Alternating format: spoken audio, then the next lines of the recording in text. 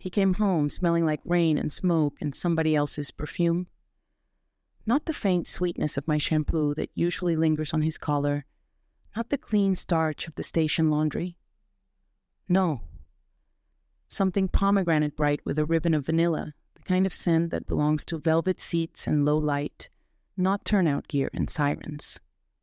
I stood in the doorway, between kitchen and hall, holding his damp jacket in both hands, and the house felt suddenly too quiet-like. A theater after the orchestra has stopped, but before anyone dares to clap. My name is Lena. I am 34 and a photo editor at the city paper. I am paid to notice small things. The shine on a child's eye in a crowd shot, the extra shadow that makes a mayor look tired, a story hiding in the edge of a frame. This was not subtle. My husband, Alex, 37, senior firefighter, part-time neighborhood hero, dropped his bag by the couch and fell asleep with his phone under his cheek. The screen flared once and hummed like a trapped moth. Thank you for today. You did more than save me. The message blinked away as he turned his head. I covered him with a throw, switched off the lamp, and turned on every bright, sharp part of myself. I could stop here and tell you I woke him, demanded answers, set the night on fire to match the smell in the air. I didn't. Instead, I did the thing that made us alive in the first place.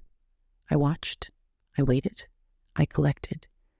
When I met Alex, he was all warm hands and steady eyes, and the kind of laugh that puts a room at ease. He'd tell stories about controlled burns and ice rescues like they were campfire tales, then tuck away the worst details to spare the listener. He loved black coffee, broken-in boots, and the way the city looked from the East Bridge just before dawn. I loved him for all the ordinary things, how he folded towels in thirds, how he hummed off-key when he was nervous, how he left notes on the fridge whenever he went on a long shift. We were built out of little daily loyalties, but ordinary can become camouflage. I didn't see the first flare because it looked like every night before it. Now, in our kitchen, with a jacket that didn't smell like home, I noticed everything. The fine glitter at the seam where fabric met leather, a single sequin like a caught star, the tick of the radiator cooling after an evening rain, the way his lips parted in his sleep as if the story he was in was finally speaking plainly. I slid the jacket onto a hanger and brought it to the laundry room. Under the harsh bulb, the sequin winked. I pinched it free between my nails, and when I pressed it to the counter, it left a dusting of metallic against my fingertips. A costume jewel, not from a day dress. Evening, then. A different city inside our city. The next morning, our house smelled like coffee and wet dog. Our neighbor's collie had splashed us on the stoop and then apologized with her whole body. I handed Alex a mug and watched the steam cloud his face. Rough night? I asked. He shrugged, the kind of shrug that shrinks shoulders against truth. Kitchen fire on 12th. Everyone out. Lots of smoke. He lifted the cup, winced. I might crash before noon. Do, I said. I'll be at the paper until 3. He kissed my hair and missed my mouth by an inch. I smiled, because some performances are for us as much as for the audience. At my desk, I turned down the overhead light and scrolled through the previous night's stringer photos. A bright bouquet of emergency blues and reds on rain-slick brick. Women barefoot on the sidewalk clutching their shoes in one hand and a phone in the other. A studio sign warped by water and heat. Studio. I clicked. The reflection in the dark window caught Alex's profile as he moved through, smoke jaw set, eyes narrowed, the right side of his face copper with flame. In the far corner of the frame, a woman stood wrapped in a thin coat, bare legs goose-pimpled above ankle boots, head tipped back as if catching air. Her hair shone like a wet raven's wing. On her wrist, a bracelet glittered. I zoomed in. The sequins along her dress strap were the same cheap stars that had shed one into my palm. Caption, Blaze at Pomegranate Dance. Owner, Irina K. I traced the fade of her dress strap in the pixels, the slight shift of her weight into the circle of a paramedic space. I told myself what any rational person would. These are just pictures. My eyes don't know what happened. They know only what was in front of a lens for 1/200th of a second. But the scent on the jacket and the sequin on my counter were not pixels. They were physical. And the message on his screen, "You did more than save me," was not about photography. I printed nothing. I filed everything in my head. Days went by in ordinary costumes. Alex worked a 24, a 48, came home long enough to leave again. He was distracted at dinner, attentive at 2 a.m, then ghosted by breakfast. When I asked about the studio fire, he told me facts that sounded like the weather. Electrical short, water damage, no fatalities, cause under investigation. When I asked if he knew the owner, he looked just left of my face. She was there, he said, young, shaken up. Grateful? I kept my tone trivial, the way you do when you pretend you're talking about somebody else's show. He took too long to tilt his head. Yeah, grateful. That night, under the bathroom fan, while he let the shower pound his back like penance, I checked the contacts in his phone. He'd changed his code, of course he had. But I didn't need the lock screen to learn new habits. He started sleeping with the phone under his pillow. He began calling me from the truck instead of the station. He put his jacket on the back of the dining chair instead of the peg closer to the door. Once, he came home with a tiny crescent moon of glitter at the corner of his eyelash. He rubbed it away when he kissed me and didn't notice that my thumb had found it first. There's an art to noticing that isn't suspicion. It's care. I told myself that as I did what any careful person does, I mapped. I noted times. I noted scents. I noted the slight floral tang of a fabric softener that isn't ours, the way his laughter sounded through a closed door when his phone rang at 10:14 p.m. I noted my own heartbeat in the stairwell when I went to throw out the recycling and saw in a neighbor's window across the courtyard a figure that looked like Alex, bent forward at a kitchen table, his hands wrapped around someone else's. It could have been anyone. It looked like everyone. I needed more than a map. I needed a key. Her name opened the first door. Irina kept a business page for Pomegranate Dance. The old photos were soft with daytime. Kids in socks learning to count to 8, women in leggings arching into backbends. After the fire, she posted from a temporary space. A rented room with mirrors propped against brick. Afternoon light freckled with dust. Her smile was narrow and hungry, then wide and grateful, then narrower again. People rallied in comments. Someone set up a fundraiser. A week later, a photo appeared, Irina with a bouquet too large for her arms. The caption, "When the worst happens, sometimes the best appears. Thank you, A.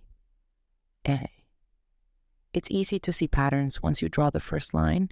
I didn't accuse Alex. I didn't whisper in the dark, "Don't lie to me." I didn't cry in the kitchen. I bought new coffee filters. I took our neighbor's collie for a walk when she cried at the door. I met my old friend Mila for lunch. Mila is an insurance adjuster, a woman whose eyes see numbers the way mine see light.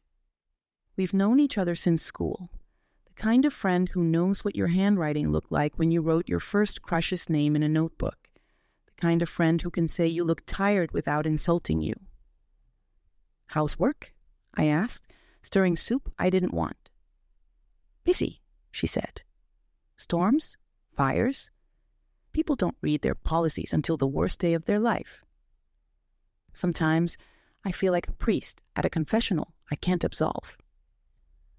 I stirred once more and then said it the way we speak dangerous sentences, casually, like facts. Do you have pomegranate dance? The studio on 12th?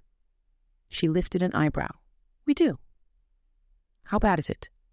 Bad enough to ask for everything, she shrugged. I can't talk specifics, but I can say owners sometimes make choices before disasters that look very smart after. Upgrades, equipment. Let's just say things were insured. She said insured the way you say heavy jewelry. I set my spoon down. The cafe smelled like tomato and basil and toasted bread, and suddenly all of it was too much. I nodded. Of course. Mila watched me with the particular kindness of someone who has already done the math and is waiting for you to catch up. Lena, she said, are you asking as a friend or as press? As a wife. The word blew out of me like a match dying. I think Alex is... I couldn't finish. She took my hand. Do not do anything that makes you feel less like yourself, she said. Collect, hold. Don't burn your own house down because somebody else played with fire. When I got home, the house was quiet, except for the faint click of the cooling oven. Alex had warmed lasagna and left my portion covered with foil. His notepaper leaned against a glass of water. Early call. Back late. Love you. It was his handwriting. The sloped L. The stubborn V. I ran a finger along the page and tried to remember the last time the word love felt like a sentence and not a responsibility. The first time I saw them together, it was nothing. That's how affairs disguise themselves. In nothing. I was leaving the paper past 11. A stack of proofs rolled under my arm like a baton, when a laugh rose from the shadows. Not Alex's, hers. The kind of laugh that makes strangers turn their heads to see if joy is contagious. The temporary studio's lights threw a square of brightness across wet pavement. Inside, beyond the window, Irina stood with her hands on her hips, hair in a loose knot, a black sweater slipping off one shoulder. Alex was beside her, in a t-shirt dark with sweat in the middle of his chest, where damp gear had rested. Between them, a cardboard box, its flaps open like a mouth. He lifted out a frame photo, the studio's old recital shot, a line of girls in red leotards and lopsided buns. He'd saved it from a wall inside the burned building. I knew, because the corner was bubbled and blackened with smoke. He said something I couldn't hear. She reached up and touched his jaw with just her fingertips, grateful and intimate and absolutely simple. He didn't step back. I didn't take a photo. I looked down at the proofs in my arms and imagined how they would lay on the editor's table. I imagined one frame slipping and how everything can turn into a mess if a single corner goes wrong. He came home late. He peeled his shirt off at the sink and scrubbed at the smoke smell with dish soap because sometimes cheap tricks work better than fancy ones. He kissed me with the taste of mint he'd just crushed along his teeth. I saw you, I said. Soft, not a threat, a fact. He paused. Where? 12th, the rental space. You returned her photo. He looked away from me and down, the way men look at old injuries when the weather changes. She lost everything. You brought something back. I meant the frame. I meant more than that. He pressed the heel of his hand to his eyes as if he could rub a different story into being. Lena, I haven't been good at much lately except the job. Being useful feels like oxygen. We were studio, He shook his head. I can help. The word help is holy until it isn't. I nodded, as if the only part I had heard was can. Okay, I said. When it happened the first time, the thing I would not let myself name until I could no longer deny it, Alex came home glowing, lit from an internal lamp. He stood at the sink, drinking water from the tap in greedy swallows, and the cut on his knuckle looked fresh, like it had just opened and learned the world is mostly salt. His eyes were very bright and very far away. He pulled me close and held me hard and long, the way people hold each other at airports and on hospital benches. He asked nothing of me, except to stand inside a circle of arms I knew had held someone else, and I let him. That night, his apologies were silent, and his breath smelled like someone else's perfume, and I remembered how to separate grief from anger, so I could survive the thing that was happening to us without splintering. It's easy to say you'd leave. It's hard to be the person who packs a bag in the middle of the night because your heart on the floor is making too much noise. I did not pack. I called an attorney. I asked questions the way I ask about light, when it shifts, what it touches, how long it lasts. I printed our marriage certificate and our savings statements. I took photos of things that matter in divorce but never in vows. The serial number on the boiler, the wear on the couch cushion, the date on the warranty. Then I made a decision that felt like a paper cut. I told no one. Not my mother, who would have arrived and folded my laundry until the world made sense. Not my sister, who would have called him names I'd have to defend or agree with. Not even Mila, who already knew enough to guess. I wrapped myself in silence because silence can be a tool if you're the one holding it. I needed to know if I was inventing a monster or simply refusing to see a man. The second time I saw them, there was nothing to misunderstand. It was early dusk, the city soft blue and lit from within. The studio's blinds were half closed. Between the slats, I saw movement, not a scene so much as a rhythm. A man's body in shadow. My husband's weight poured into the shape of a person I knew by heart, and a woman's back in a thin sweater. The sweater peeled away like a sigh. Hands guiding hands, the slow yes of two people who had decided long before the door closed. I caught a snippet of sound when someone laughed in the hallway and the studio door opened a fraction. The smallest exhale, a kiss that lasted just too long to be confused for anything else. The soft fall of something hitting the floor. It wasn't obscene. It was tender. It was betrayal wearing tenderness to make itself easier to forgive. I stood on the landing with my breath burning a hole in my chest, and for a ridiculous second, I noticed the smell of the hallway lemon cleaner, old wood, and thought about how the senses betray us. You can be dying of one thing, and all you'll remember is the scent of another. I went home and washed my face and put on the cardigan my sister knitted for me when she was trying to quit smoking. The yarn smelled faintly of eucalyptus. I sat at the table and waited for a version of my husband I could live with. He came home very late. He didn't pretend not to know. He looked at me, and in his face I saw a man who had walked into a burning room and found it was his own kitchen. "Lena," he said, and stopped. He had my name in his mouth like a wound. "I know," I said. "Don't lie. It's too tiring for both of us." He leaned on the doorframe, bowed his head. His voice was steady, in the way voices are when everything else isn't. It started because I didn't know where to put what the job puts in me. He laughed once at himself, a sound like a pane of glass flexing. That sounds like an apology disguised as poetry. It isn't. She after the fire, I helped. I went back. I shouldn't have. I liked being the person in the room who could fix something, and then it moved. "Into our house," I said. He flinched. "No, not here, I swear. I kept you out of the worst of it." "I'm not furniture," I said quietly. "You can't move me around to keep me out of the smoke." He sat. He put his hands flat on the table.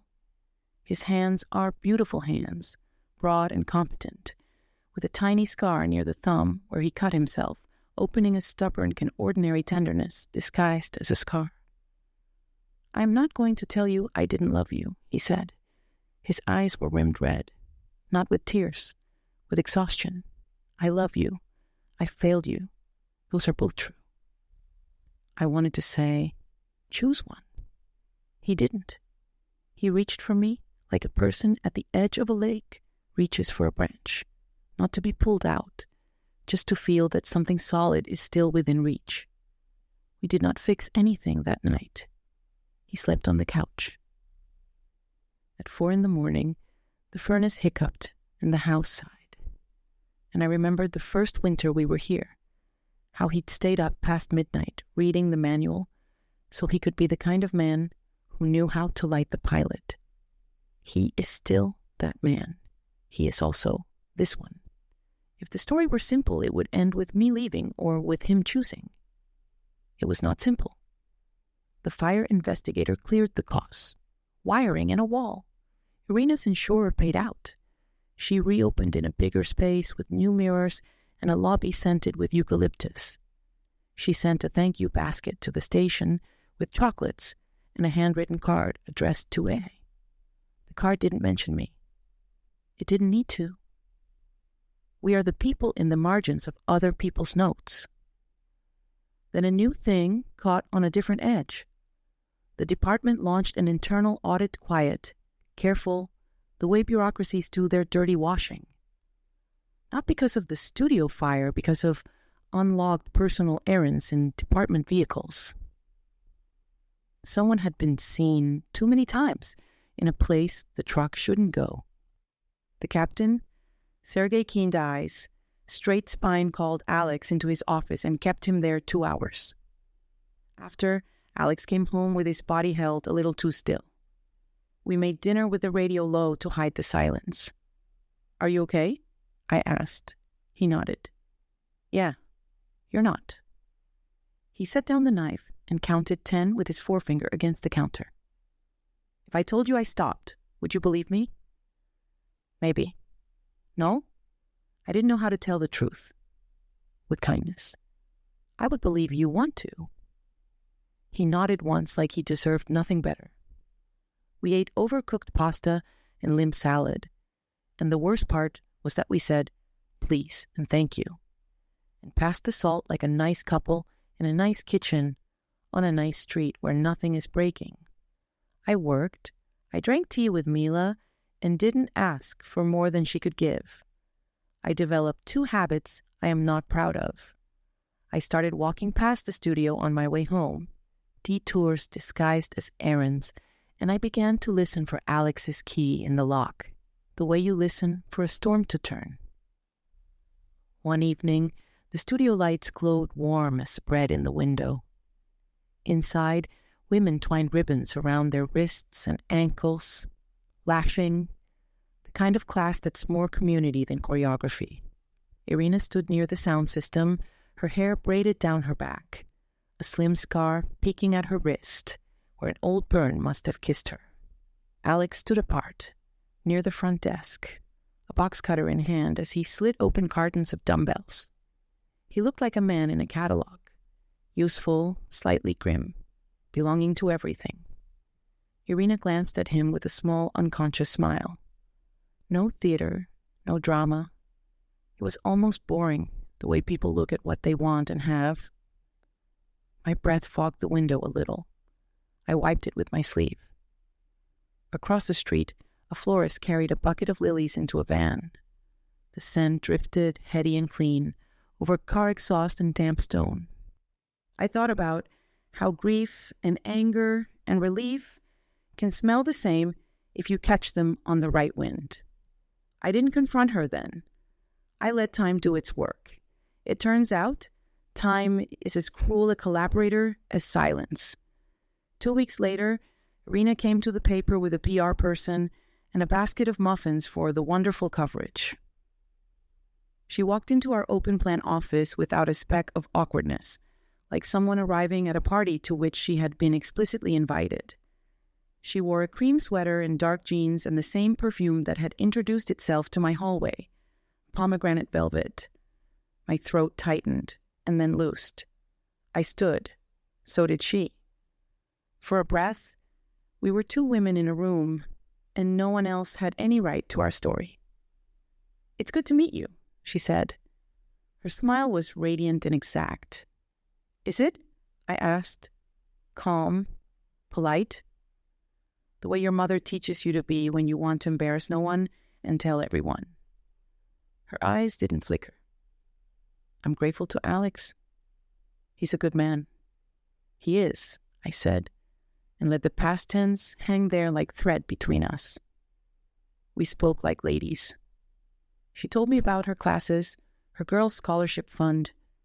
I asked about the insurance, about rebuilding with better wiring. She thanked me for the feature we were putting together on small businesses finding their way back after disasters. When she left, she touched my forearm lightly, like a sister.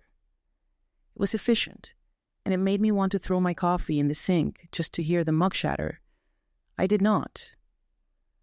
I watched her walk away and then went to the darkroom to breathe where no one could see.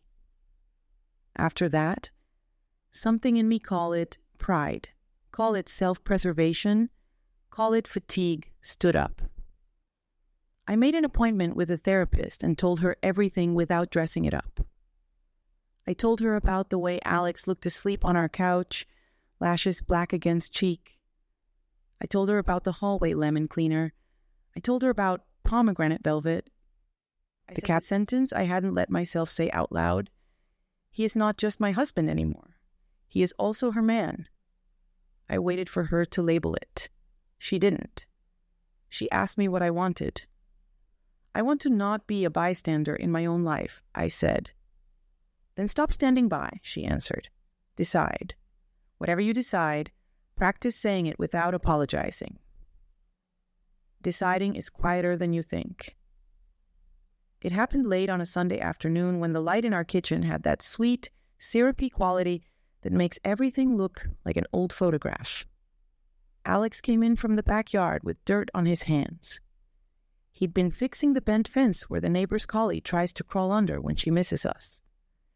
He stood at the sink and washed his hands, scrubbing each finger as if he were about to do surgery on a beloved thing. He dried them and turned. He looked ordinary and tired and gorgeous and guilty. Maybe that's all a man can be at once. I can't keep living in 3 rooms at once, I said. The kitchen where I tell the truth, the studio where you leave pieces of yourself, and the bedroom where I pretend I don't know which is which. He leaned back against the counter, head tipped to the cabinet. He didn't try to make a speech out of the shards. What do you need? He asked. Respect, I said, which looks like honesty the first time instead of the 7th. It looks like you moving out for a while. It looks like you not calling me in the middle of the night to see if I'm still awake, just because you are. It looks like you telling her you're gone, not missing. And it looks like me remembering what I wanted before your stories became my whole day. He nodded and swallowed. His throat worked like he was drinking something bitter and hot. Okay. He packed a duffel without fuss. He took a toothbrush and socks and his running shoes and the ugly t-shirt his father gave him on a fishing trip that he never wears. He didn't take his favorite mug. He left me the spare key like a question. At the door, he paused. Lena, he said. I looked at our floor so I wouldn't have to answer my own eyes. Whatever you think of me, he said, you are not wrong. It was the kindest and cruelest thing he could have said. Then he left. I did not unravel. I did not perform being fine. I existed. I went to work and I met deadlines, and I bought blueberries and watched them rot in the fridge because grief is a terrible grocery shopper. I let my hair dry the way it wanted. I turned off my phone at night.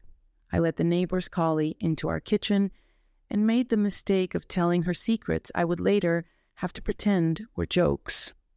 Irina didn't call. She didn't need to. Her silence was a flag planted in a field I'd tended for a decade. 2 weeks later, though, a letter arrived. No return address. Inside, a single sheet of paper, typed, no salutation, no signature. The words were neat and cautious and correct. I did not steal your husband. He walked. And he walked back and forth. You owe me nothing. I owe you an apology for stepping into a space I did not check for owners. If it helps to know, he is gentle when he is not brave, and I did not understand how to ask him to be brave for the right things. I am sorry.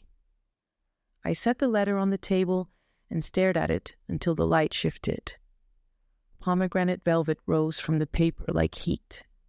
I laughed once, a short, surprised bark. Of course she sprayed the paper. Some women write in perfume, some women put on armor before they fold a single sentence. I put the letter in a drawer and closed it. There should be a clean lesson here. He leaves, I heal, she moves on. The dog learns a new trick. People like stories that snap shut like good suitcases. Mine does not.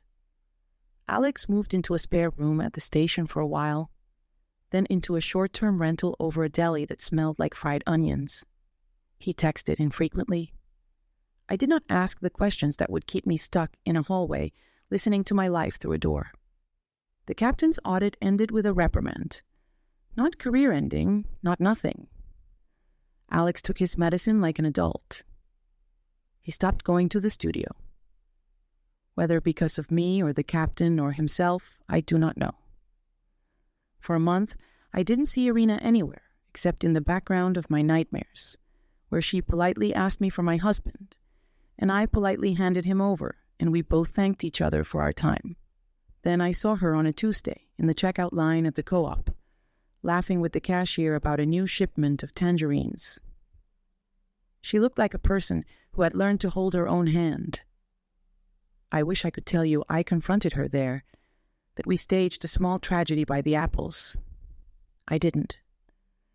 I put my milk on the conveyor and paid and went home and cried on the kitchen floor, with the dog's nose pressed to my cheek until I could breathe without making a sound. If you're waiting for the twist, here it is. The twist is that nothing explodes, and that is somehow worse. The twist is that love makes us both larger and smaller than we think we can be. The twist is that I did not hate him every hour.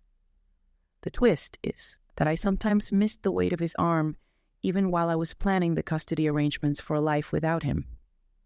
On the day our paper ran the feature, Heroes of Our Street, I sequenced the photos like prayers. Alex appeared twice. Once inside smoke, once kneeling to hand a child a soot-streaked teddy bear pulled from under a bed. Irina appeared once, sweeping a new studio floor with a push broom, hair braided back, a smile pulled small like thread through cloth. I left my own name off the credits because some stories ask for less of you and give you more in exchange. After the gallery show for the feature, after polite applause and cheap wine in plastic cups, after compliments from people who weren't looking me in the eye, I walked home alone. The city was damp and reflective. Street lights made halos on the slick asphalt, and every puddle looked like a borrowed moon. When I reached our gate, Alex was there, under the awning, damp hair plastered to his forehead. He had a manila envelope against his chest. "Before you say anything," he said, "I'm not here to win anything back. I'm here to return what's yours." He held out the envelope. My name was written on it in my handwriting. Inside, a letter I wrote him 10 years ago from a beach where we couldn't afford the beer, but drank it anyway and pretended we liked the sand in our sandwiches. A photocopy of our lease from our first apartment where the windows rattled and we used a book to level the table. A dried leaf from the maple outside the station we got married near, because we were late to our own ceremony and ran down the block laughing. "You kept these," I said. "Stupid. Obvious. True." He nodded. "I also kept something else I shouldn't have. A feeling that I could be both savior and boy. I'm trying hard not to be that person anymore." He swallowed. I ended it. I should have long before. I told her I was sorry for using the wrong bravery. I told the captain everything. I'm not asking you to forgive me because I finally did the bare minimum. I want to say that if you choose to go, I will not tell a single person you were anything but kind." He shivered. I almost told him to come inside. I did not. He stepped back, rain collecting in the hollow at his collarbone. "This is yours too," he said, and set a key on the step, a key I had given him years ago on a chain. "I'll answer if you call," he said. "And I won't if you don't." He walked down the street into that soft city light, not looking back, which was somehow braver than if he had. In the morning, I wrote 2 letters. In one, I thanked our attorney for her patience and asked her to prepare the paperwork we discussed. In the other, I thanked Alex for the years we'd already had and for teaching me to tell the difference between a fire that warms and a fire that consumes. I sealed both in envelopes. I walked to the blue mailbox at the corner under the plane tree that drops sticky seeds every spring. I put one envelope in the slot. I put the other back in my bag and went home. Maybe your question is which one I mailed? Maybe the oldest part of you wants a clean ending in a sentence. I cannot give you that, not because I'm cruel, but because stories, when they're true, refuse to let us off so easily. What I can tell you is this. That day, I opened the windows. The house filled with the smell of rain and old wood, and the neighbor's collie, and the faintest ghost of pomegranate that lives in memory more than fabric. The light moved across our kitchen floor in a long golden stripe. I stood in it and felt, for the first time in months, warm without burning. And if you need one more scene, one small human moment that is intimate without being a secret, here it is, before the fire, before the sequin, before the perfume, before the sleepless nights. There was a morning when Alex and I were late for nothing, and we lay in bed, watching the skylight smear clouds across the ceiling. He reached out and traced a line from my forehead to my chin with the back of his finger, slow and careful, as if learning a route he'd need in the dark. He kissed the curve under my ear, the quiet place where the bone lives close to skin, and whispered, "Every day, I want to find you." There was nothing vulgar in it. There was everything. I held that memory up to the light now like a slide in my editor's hand. It did not erase the other images. It set them in a sequence. It let me see both truths at once. That he loved me, and that he stepped outside us. That I lost something, and that I did not lose myself. Later, when the city came back to its ordinary clatter, I made coffee. I fed the dog a corner of toast I shouldn't have. I opened a new notebook and wrote 3 words at the top of a clean page. Decide with light. I don't know yet where that will lead. I know only that when the next fire comes, I will know which doors to close and which to open. And I will not mistake heat for love again. And maybe, somewhere across the city, under high ceilings and new mirrors, a woman will teach her class to count to 8 and breathe, and a man will step into smoke with his eyes open, and a wife who is no longer only a wife will set a photograph straight on the wall and recognize her own reflection without flinching. Sometimes survival is not an ending. It's just the part where the music changes and you keep dancing anyway. In the other,